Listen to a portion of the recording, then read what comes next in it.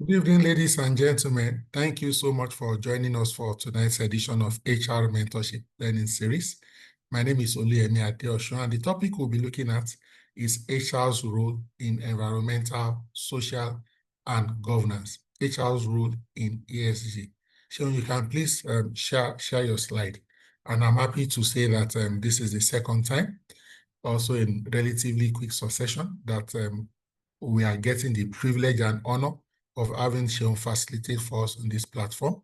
Seun Odumusi is a dynamic HR and corporate services professional with strong expertise in HR operations, quality management, systems compliance, and organizational development. He is skilled in streamlining processes, enhancing efficiency, and fostering high-performance workplace cultures. He has experience across professional services and also corporate environment. Sean leverages data, technology, and people-focused strategies to drive business growth and deliver measurable value. Ladies and gentlemen, speaking to us this evening on HR's role in environmental, social, and governance, let's welcome Seun Odumusi. You have the floor, sir.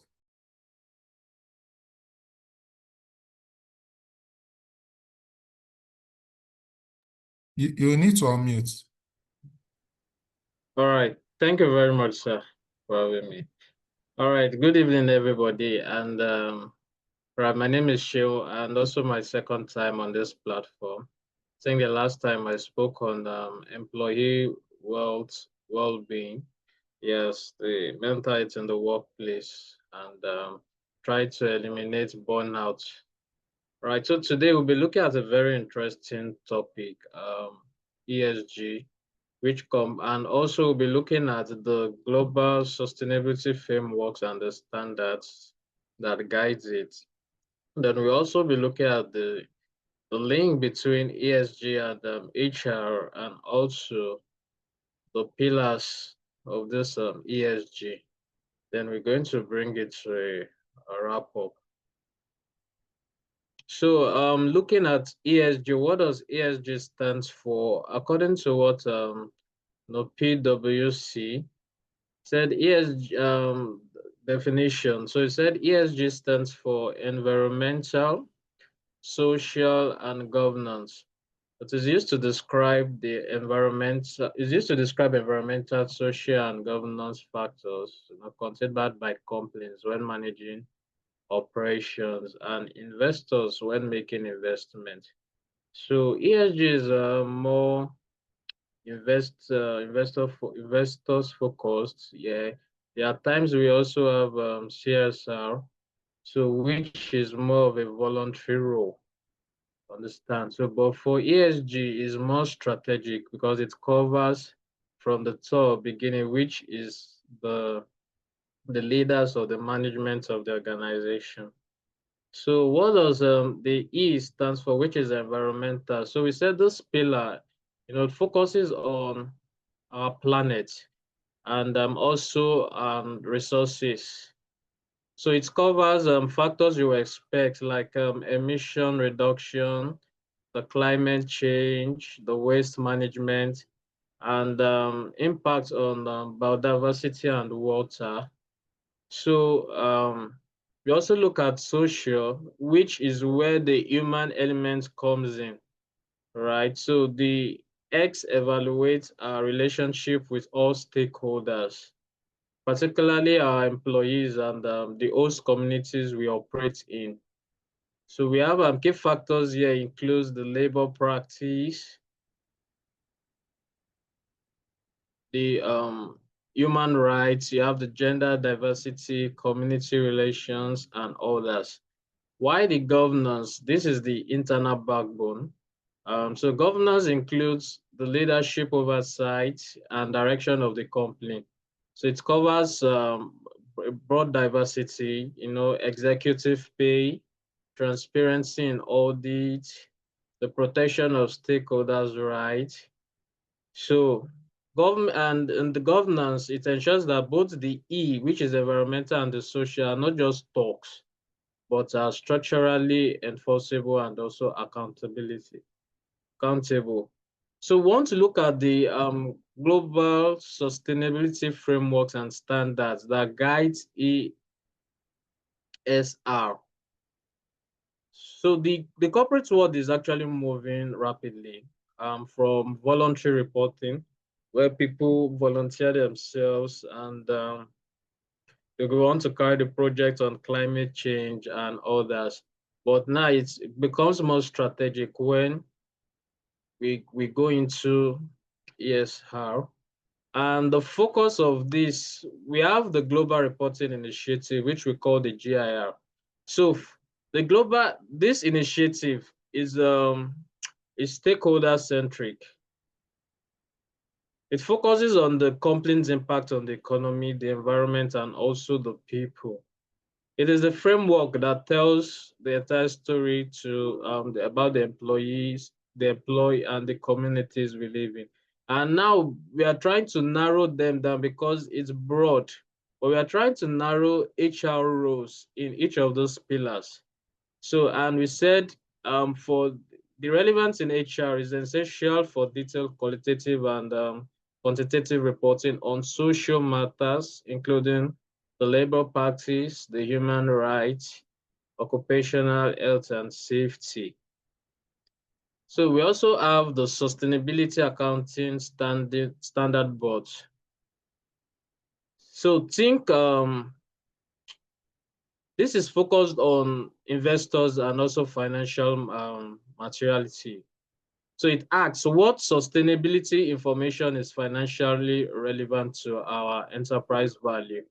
So the good news is that for SASB standard, which contains numerous industry-specific human capital metrics like employee turnover rate, the training investment, the diversity data.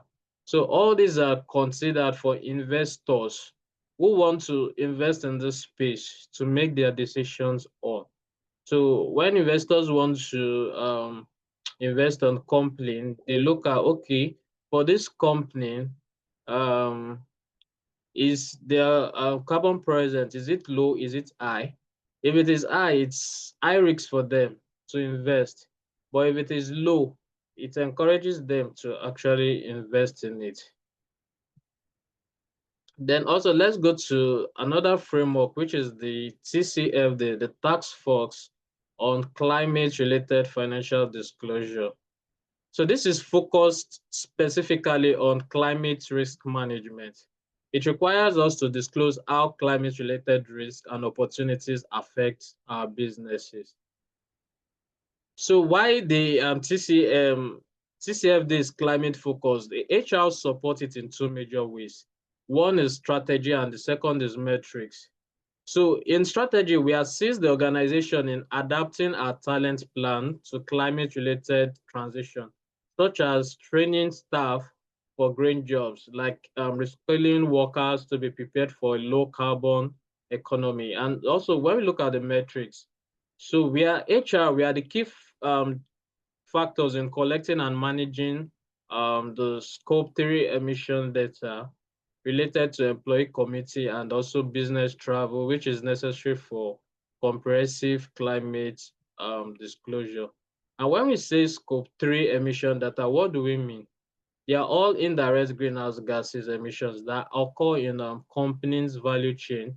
So unlike we have scope one, we also have scope two. So scope one is direct emission from own sources like company vehicles or furnaces. While scope two, we have like indirect emission from maybe purchased electricity, the steam, heating, and cooling. Why the scope three emission? They said they are not directly controlled by the company, but there's consequences of the activities that ongoing. But the difficulty in measuring this is because it requires collecting data from hundreds and thousands of external suppliers, customers, and also employees. Then we also look at the SDG goals, the UN SDG goals, Sustainable Development Goals. So the SDG, so they made the 17 blueprint goals, 17 goals for a sustainable and equitable future, which is to last to 2030. And in those 17 goals, the two relevance that are related are we have SDG 8, which is decent work and economic growth. Then we also have which explains fair wages, safe work environment.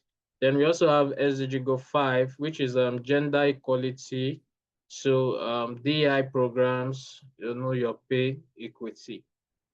So these are the major reporting standards, the frameworks that guide environmental, social, and governance.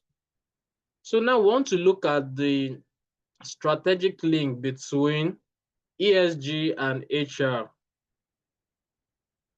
HR is the primary function, responsible for managing the human capital risk and opportunities that underpins all three pillars.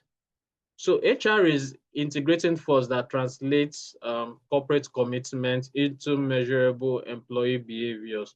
So one, HR owns the S pillar, which is the social pillar. So we manage the core components of the S. So that is the DI, the well-being, the talent management, because these are the non-financial factors that directly drive our organization, productivity, and reputation.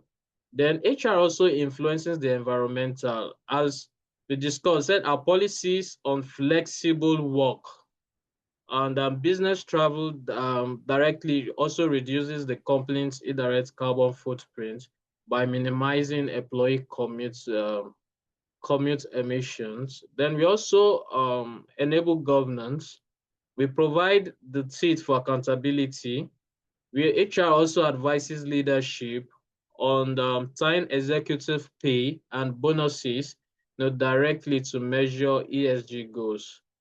Whether that's a carbon reduction target or diversity target, we make sure that commitments start from the top, which is the leaders. So it makes us to be able to find people that are accountable and also people to hold responsible for each of the goals. We want to look at the first pillar, which is the environmental pillar. Now, environmental pillar, you remember we said ESG, we are looking at ESG and the role of HR in each of those three pillars: environment, social, and the governance. So we're starting with environmental, and so our contribution here is about moving beyond recycling programs and focusing on, the scope 3 emission that we said, the indirect, that is employee driven footprint, and cultivating a green culture. So what are the areas of impact? We said one, employee committee. So we promote flexible and remote work. We implement incentives for public transport, also low emission vehicles. So this is the biggest lever for reducing carbon. When we look at example here, we said bicycle to work scheme. For example, you're staying close to the office. You don't need to take a bike. You don't also need to take a Uber. You can decide to use a bicycle. So to reduce traffic on the road, you've already impacted the environment. Where we have a lot of cars honking, they produce noise. You also have some cars which produces smoke, vapors, and so which also pollutes the air. So in this aspect, if I decide, okay, I don't want to take a car, which one will reduce traffic? Let me use a bicycle, which can sustain me from where I'm staying close to my office. You've already improved the environment in that way. You've already increased the score because one, you've reduced the amount of vehicles on the road, and also by making bicycle does not emit smoke, so you've also reduced the carbon for air pollution. So these are areas that we kind of impact. Then we also look at business travel. So we implement travel policies that favor virtual meetings and railway over short flights. So ensuring travel is purposeful and minimized. So one thing is, the first thing, okay, you look at the distance. Distance is far. Does, based on the meeting that is to happen, does it make it compulsory for you to come down to the office?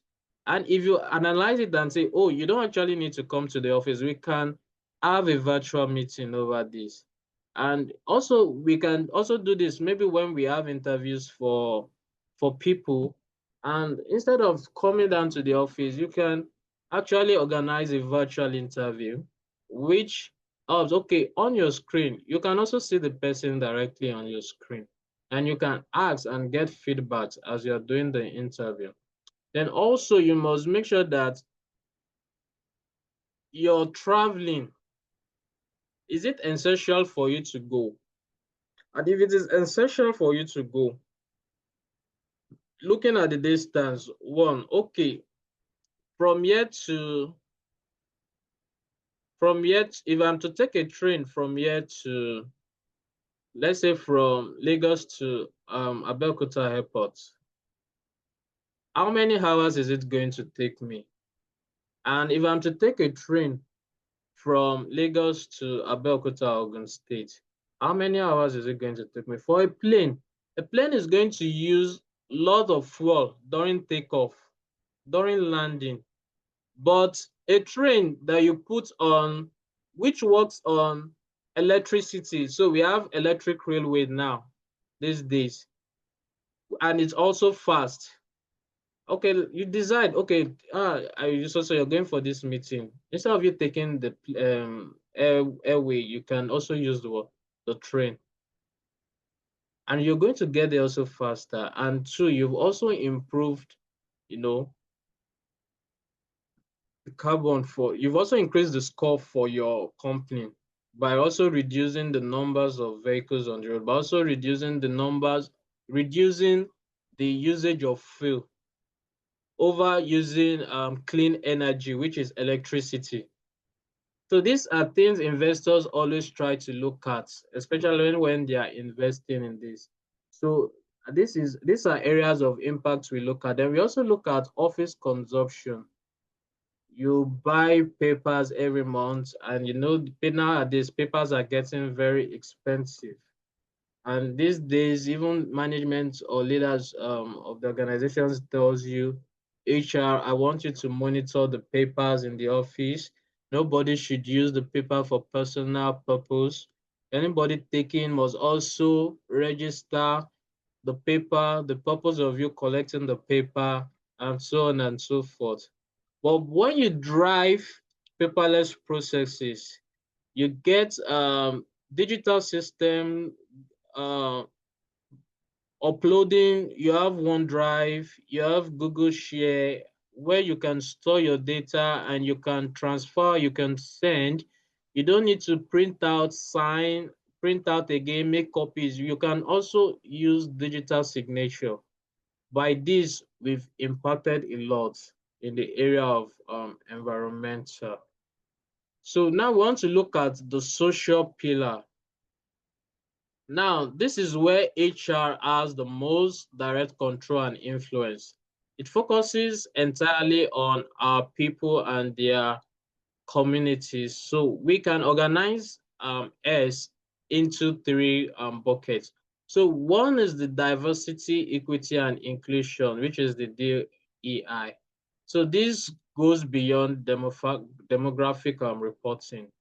So one, we said diversity, which is representation. So we track demographic data across all levels, from entry level to the board, to ensure that the workforce truly reflects the market that we access. So you're in your office, you have people from different demography in your organization. Bro, so it's not that maybe everybody, because you want people to work close. Most time we put advert and you say close to the office. So what of people that are far and they can only and they also interested in getting jobs of interest, which maybe your organization is providing, and they really want to work for you. You know, there are times when we are mentoring people and say, okay, where do you want to work? And tell you, I want to work at MTN. How many of the MTN offices do we have across Lagos? So, and now you're putting out advert and you're saying you want people across, people close to Falomore, Osborne, Ikoyi. So you're limiting opportunities for other people, you know. So with this, the social pillar is encouraging diversity, representation of different places, from different tribes, different demographics. You have the Igbos who come from the east. Some people also travel from Abuja. They come there to Lagos, they settle down, and they also work.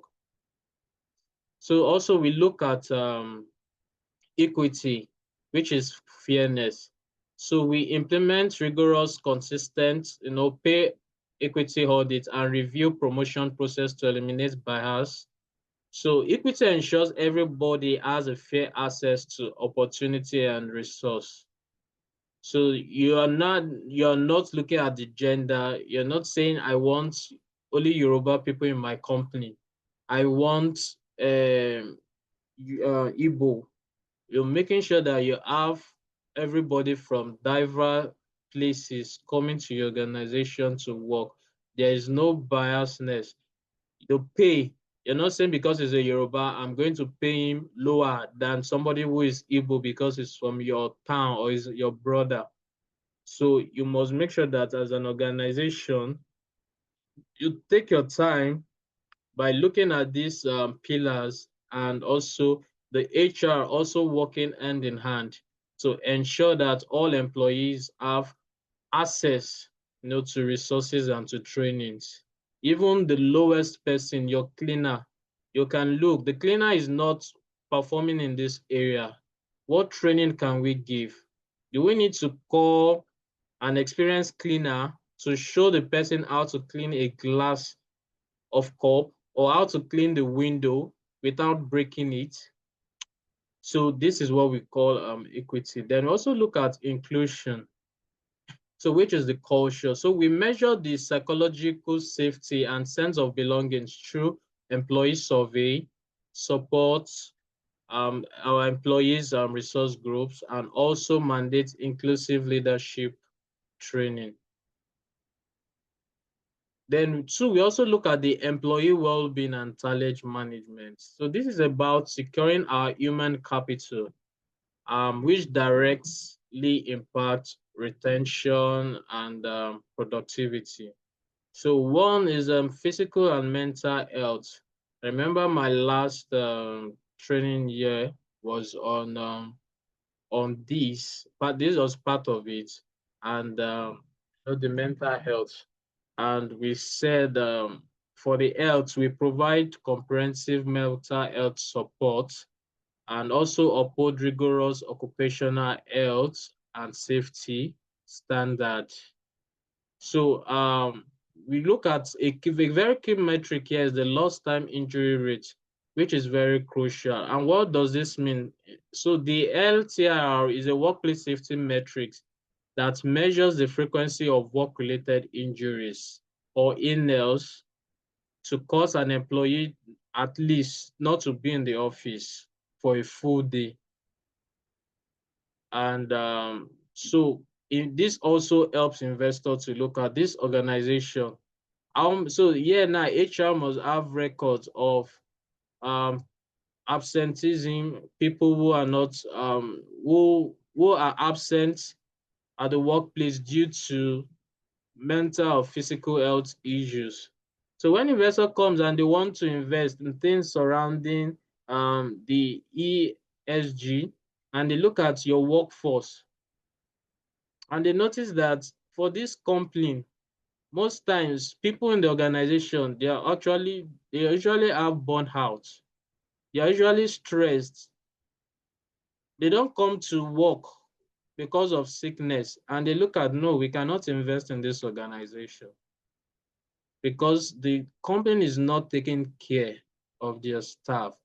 And I also remembered also in in the last session, where we also said even staffs themselves, when companies are giving you work and say, okay, take work home and this, even when you're free, when you get home, find time to rest so that you can recover for the next day, and not you having, after going through all the stress of the day, in the night you're going for parties, you're going to clubs, and you're going to other engagements, which is going to affect your health. You know that you're somebody that your body cannot take too much stress. And now you've gotten home when you're supposed to rest, you are here engaging in other activities. So this also affects decisions made by investors when they want to invest, and they look at your workforce and they say that the rates of lost time injury is high. So it makes investors to draw back. Then we also look at talent development and reskilling. So we need to invest in learning and development to ensure that employees have future-ready skills, including those required for companies' ESG transition skill. So in the case of, so we look at reskilling, talent development, and also sustainability.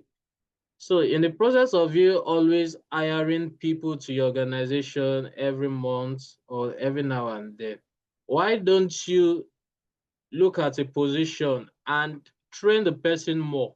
So this makes the person feels involved in the activities of the organization, and will make it, the person is going to really appreciate it. The staff will appreciate it because it feels is being engaged. And now, sorry. So it feels that is engaged, and now you're, it also increases the skill in the job he or she is doing. So instead of you employing more 2 or 3 people, maybe you're doing assistant. There are some jobs that they are manual. So instead of you employing another person to come to the job and maybe assisting, or which will also increase the cost to the company, you can actually take a training and teach the person how to upskill using digital means, making things easy. Now we have gone to the age of artificial intelligence. How, which helps work to be more faster these days. So the ones that would take your time in when you are drafting letters, and you can use artificial intelligence. You can design artificial agents that can help you, to make the work more faster. So HR now needs to sit down and also put this down and see how they can strategize with the management of the organizations in improving this area. So we also look at the wages and benefits. So it says ensuring that compensation is competitive, and critically that all employees are paid at least a living wage for their region, which is a major social metric for ethical labor. We have um, we have minimum wage, and also when we say living wage, we know what that means. You're going to work, you're earning in salary, but it's not sustaining. Somebody, you look at the cost of transport, and before the end of the month, the money is gone. Why? Because salaries, because feeding is has eaten deep into what you are earning. So when designing salary, the HR needs to look at this and say, oh, if you are looking at people coming from this route, how can we help? Okay, let us do transport incentives. You can share transport incentives by saying, okay, people from this area, we are going to give you this. People coming from Oshodi, because they are even more farther than people that are staying in or at Yanaworo, coming to the highland. Okay, this is the percentage of incentive you're going to get, because one, you are trying to create a balance People coming from far away will spend more than people that are closer to the office. So you have to look at all this and see how you can manage it, which will make everybody happy. And this is where the social pillar comes, because you're looking out for your employee well-being, and you're also looking out to increase the productivities of your staff, to improve the productivity of your colleague at the office. You don't want them to come to the office tired. So you also want them to come to the office happy and also ready for the day work. Nobody is coming in to complain the cost of transport is high, because you know that there is also an incentive that has reduced the amount the person is going to pay for the transport at the end of the month. So we want to look at three, the human rights and community. So this is another part of the social pillar. And this is HR is responsible for vetting the supply chain pattern to prevent issues like modern day slavery, child abuse, the child labor, ensuring ethical sourcing through value chain. And what this means is that this HR needs to now actually sit down and check the external service providers. Now, at this time, so we are looking at the supply chain partners. So people will provide services for your organization. So this means that HR is tasked with due diligence, which involves more than just contract and pricing. You must now investigate the working conditions, the labor practice, the hiring processes of the supply companies. You're looking at the supplier. Somebody is supplying something to your organization, and the means of that, maybe you look at you see a child of 8 years old, maybe you ordered something from Jumia, and you see a child of 8 years old coming to bring that goods to your office. I'm sure you'll be surprised, like who is doing this to this young child? So these are processes that you look at and say, no, it is not acceptable. And because of this, we cannot continue with your service, or with you providing services for us if these conditions are not corrected. So when you see things like this, unsafe working conditions, or a bike rider is delivering thing and is looking unkept, and or the helmet is broken, things that you see that it's an unsafe practice, you as an HR person have to look at this. So it's not about, okay, we are signing a contract, you are providing this service for us. So now this is where you are going to practice your human right due diligence and say no, because of this, and because this is our process and procedures in taking care of ESG, especially now the social pillar. We cannot continue with you providing services unless you make these changes. And if there's not agreement to those changes, so at this point you are ending the service with that service provider. Then two, we are looking at anti-corruption and whistleblowing. So we're working with governance, so which are the leaders of the organization, to manage and promote anonymous internal channels for employees to report ethical violation. So this is telling us now that as HR, you have to sit down and plan out. If things go wrong, you want the voice of the employees to be heard without fear of retaliation. Now, nobody is going to know who said this, who raised this concern. So when you have to, okay, where are the people to access this portal of whistleblowing, let's say, or anti-corruption? So you know that not everybody can have access to it, so that you know that once you know that this person gets this information, is surely going to deal with that information without hiding it. So these are areas we look. We want to make sure that everybody's voice is heard without fear, and you have to do your due diligence. I remember my former company where we had to go do HR audits in a very big organization because they raised out a whistleblowing.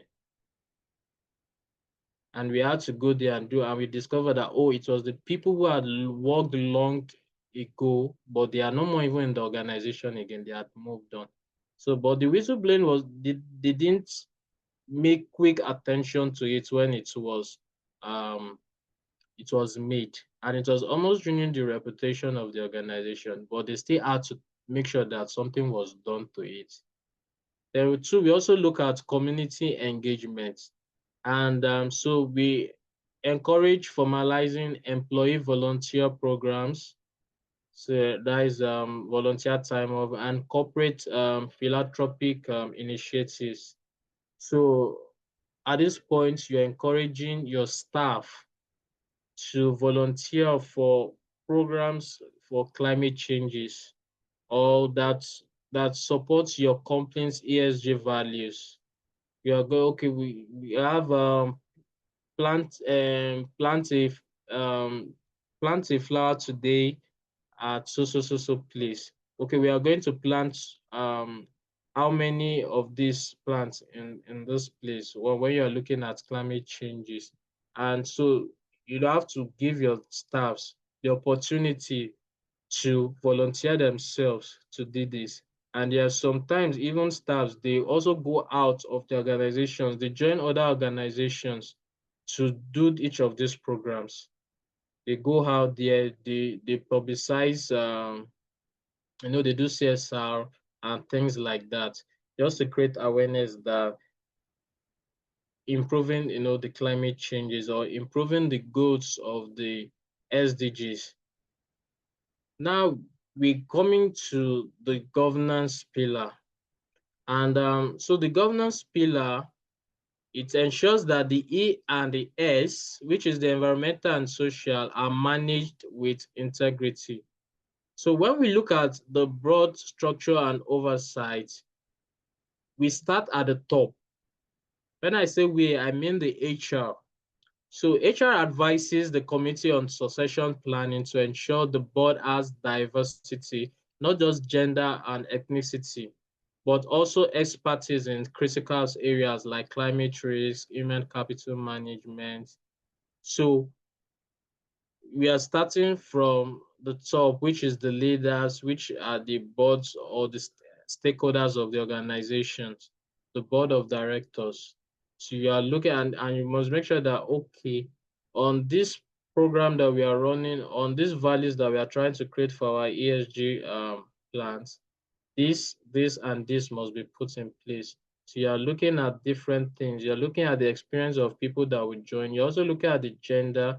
You also make sure there is fairness. It's not only male that's going to be in the group. We're also not going to look at having only one tribe in a group, but we are trying to see as much as possible, bringing everybody from different backgrounds on board. And so the HR ensures that the board and the relevant committees, have processes to review and monitor those performances regular. And they ensure that the decisions are well carried out and not treated as separate reports. So you have to integrate it into your strategic decisions from the beginning. You tell us, for this social month, these are the goals we want to achieve in ESG. And you make sure that everything is well carried out. Then we look at the executive compensation and accountability. So this is HR's key governance contribution. So linking pay to performance. We all do performance management. And so we advise the compensation committee on tying a portion of their pay.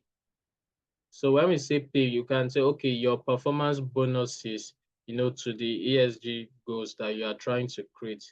So what you're saying that you're linking the pay to performance. So you are taking like a portion of the executives or senior compensation. Okay, we are saying that for these goals that we are trying to make, if you achieve them, you are getting so amount. And if you fail to achieve them, it's a loss to the management, and it's going to serve as a profit to the organization. So why do we link this space? So it's a process of making everybody accountable. So you know that when you fail to carry out or to meet out your targets in achieving this particular ESG goals, you're going to pay for it. So when we say pay for it, you're not going to now remove it from their take-home money or so you get. So you make it, you provide incentives, you provide bonuses relating to this. So when a key leader fails to meet each of those goals, it doesn't get that incentive. And that goes back to the organization and it makes it as to the organization as a profit. Why to the leader is or she is not going to get that performance goal and incentive. So this makes it, maintaining a low cost injury rate. So when investors come to and they look at, oh, remember we said ESG is more of investment focused. So unlike where we have other voluntary or roles like your CSR, which is voluntary, nobody is there. People just want to go there to show awareness. But there are people who come and they look at it that, okay, we are trying to invest in things and they decide that, oh, this social company, I don't think I can invest my money in this business because one, they have a certain tribe of person in this place. We don't have different tribes in that organization. They feel like, that these people are going to cheat me. Or maybe when an Igbo man comes and say, no, these people, I can't leave my money with them. Or they have just some certain set of people there. And I don't trust these people. Maybe he doesn't trust the Yoruba man with his money. But when he sees different people, different tribes in that organization, his mind is at rest. He knows that, oh, I have the confidence that things are going to run smoothly. You also have areas where investors, we also look like, okay, I want to invest in this so bonds, in this so stocks. And they look at, oh, this company does not invest in things like that emits smoke, maybe cigarettes, maybe alcohols. So you know that, okay, I can invest my money in this organization, one, because you've tried to reduce the pollution that this set are going to cause. When people, are selling tobaccos, they know that, one, they are going to, some people who are not of the age, maybe people that smoke, we know the people tell you that under 18s are not allowed to smoke, or smokers are liable to die young. But when a company is selling things like this, cigars or alcohols, that people get drunk and they suddenly misbehave, they look like, I can't put my money in this business because of this and this and this. So this is where investors look at in each organizations. And ESG, it's has been advised, to be incorporated as a strategic process in the organization. So you are not just, it's not something that is just a plaything, or we are just saying we are doing this, we are doing this. It is something that must be accountable for. There must be records for it, there must be measurement for it, and it must also be reported so that when people see, for example, people that deals with stock and SEC, they have to publicize that they are involved in these things. If you don't put it out there and making it public, people cannot invest their money in things like that. So the same thing too, you must also raise awareness that these are your goals. These are the set objectives that you're trying to put in your organization to achieve ESG.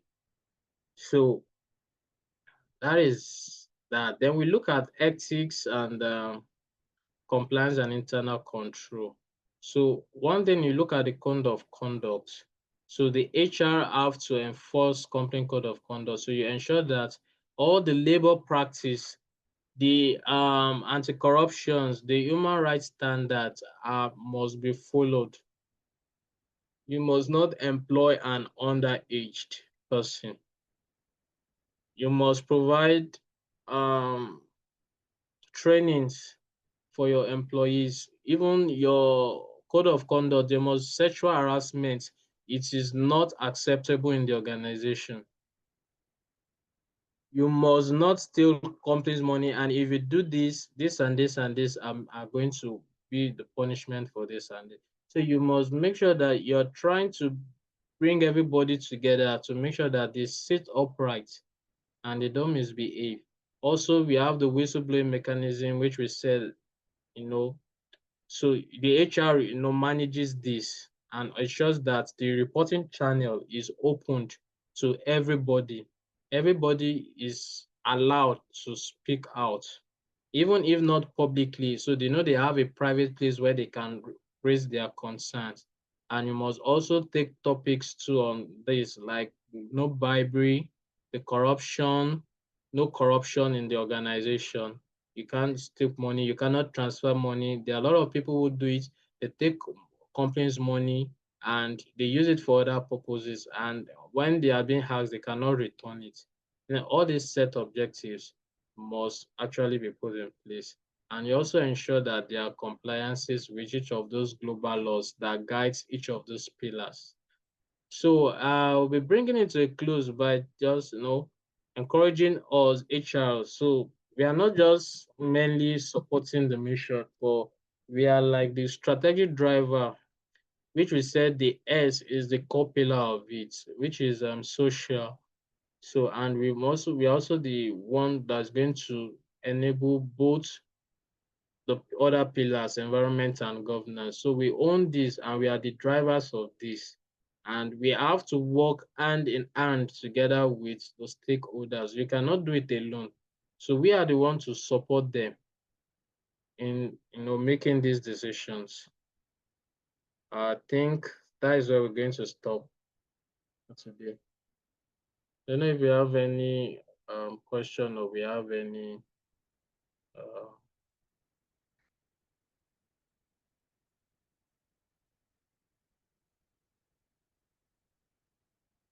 contribution.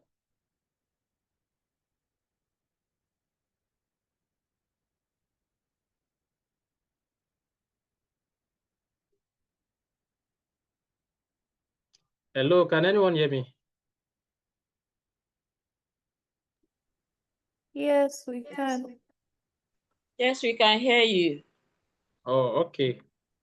I said, do we have any contribution to this? Oh, thank you.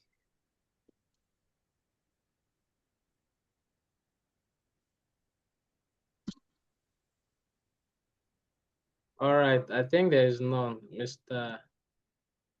I've raised the hand up, please. I have a question. Oh, okay. Okay, good evening, Mr. Shion. Good evening. Okay, so thank you so much for this this knowledge that you shared. Sustainability is actually something that is really dear to me and my practice. But again, I'm trying to really wrap my head around, how HR has now is now the one that embodying sustainability in an organization. I know that it's a field on its own, and usually, there are experts, and on this in this particular field. Um, so, are you saying that for us as human resource practitioners, we our focus should be on the social aspect of it, social impact, or the social pillar of it? Is that what you're driving at?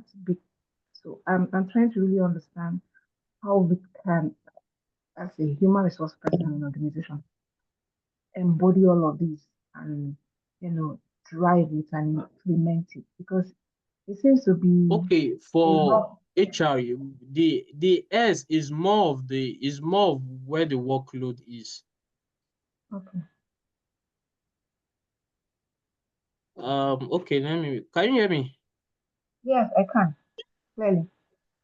Okay, so why HR is more of the natural owner of the S, right? Because the social is centered entirely on human capital.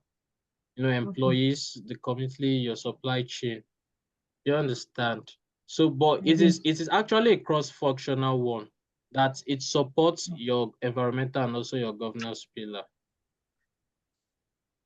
But the S actually focuses on, you know, the points where we said your diversity, equity, your inclusion, your employees, health and safety, the human rights and labors, and the talent management. The other pillars, they are actually supporting roles. You know, it helps in you know, executive when you're talking of compensation based on the goals that you've set on the conduct, you're looking at the board diversities, you're looking at things like that to make sure that each of these goals are carried out and they are accountable for. But the other ones, we actually do them in our organization, but sometimes they are not actually called out for because most of the works actually we do, you understand, you know, they carry out these green HR functions. By the time we get to office, okay, we are trying to reorganize our how we operate here. We are trying to, okay, let us bring in HRIS. You're trying to look at the well-being of your employee.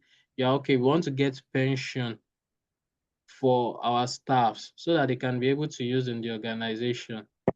You understand? So most of these things we carry them out, but we don't actually, you know, focus it on each of these goals. So they are just something that, you know, embed into our daily operations. But because we did not sit down to look at, oh, we have this set of goals, and how do we want to look at it, and how do we want to work together to, you know, carry these goals out?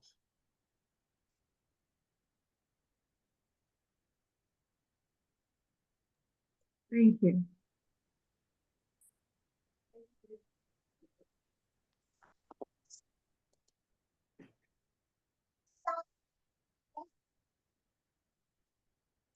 I don't know if I was able to answer you.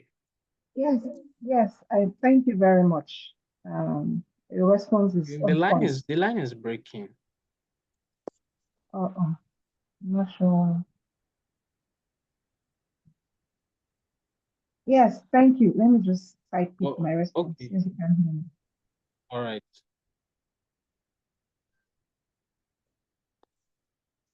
Any other place? Okay.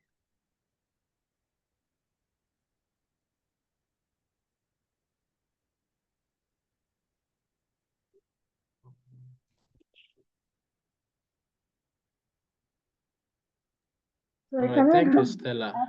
well, sorry, one more question, please. Can you hear me, please? So I think Hello? somebody is talking. Oh, really? Hello. Hello, it's Jane again, please. Can you hear me?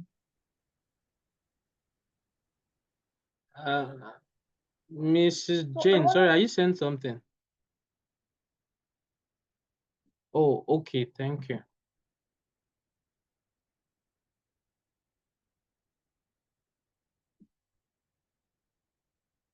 Oh, is it my network?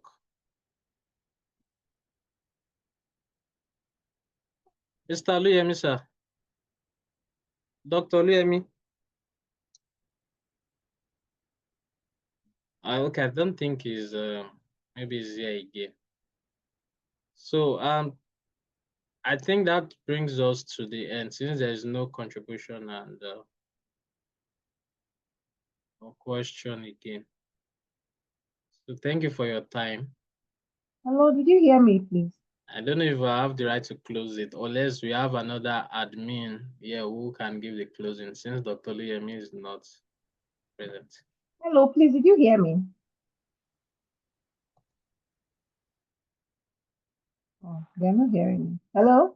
Hi, Jane. I can hear you. Okay, thank you. Nobody was responding. I wanted to find out if there's a material on this sharing that we can, like a an abridged version that we can refer to after this Zoom meeting? I mean, Okay, if I may abridged come in version. there. Good evening, everyone. We have all of Evening. this. Our webinars are usually uploaded on Mr. Yemi's YouTube. He has a YouTube channel, and as soon as that's why it's always recorded, and they are always uploaded, all of them. So you can always refer to it, and when you're watching on YouTube, you can fast forward and however you want for you to watch.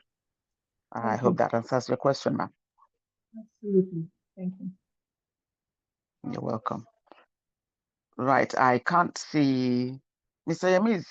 I can see that he's logged on, but he might be otherwise engaged because he's always trying to multitask, managing quite a lot of things, while the webinar is going on sometimes.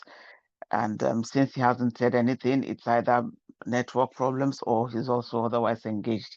I'm not the admin, but I just thought since he's not about, and if there's any other questions, if there are no questions, if there are no other clarifications, it might be a good landing for us to say a very big thank you to Mr. Odumusi for his wonderful, insightful, educative presentation for tonight. Is there anybody else who would like to say or ask any questions or clarifications or additions? No division, please. Anybody? All right. So as it's in Mr. Yemi's custom, let's all unmute and say a very big thank you to our facilitator this evening, Mr. Shehu Dumusi. Let us unmute and just, say our thank you and show appreciation. Everyone, we can all unmute and just give a shout out, and let's give him his flowers, please. Thank you, Mr. Sheon. Thank you, Mr. Sheon. Thank you very much, Mr. Sheon. We really appreciate you.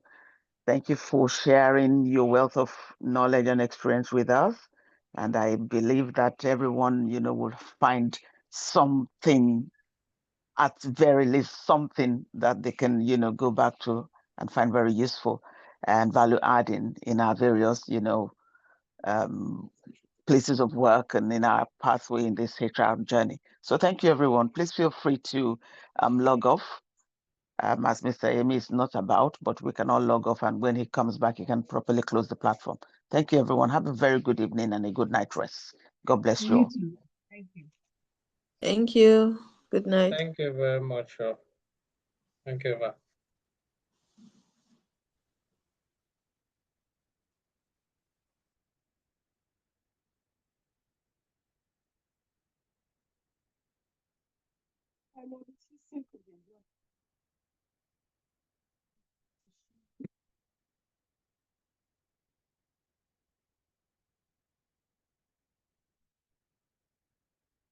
Kaya Bagwaiting.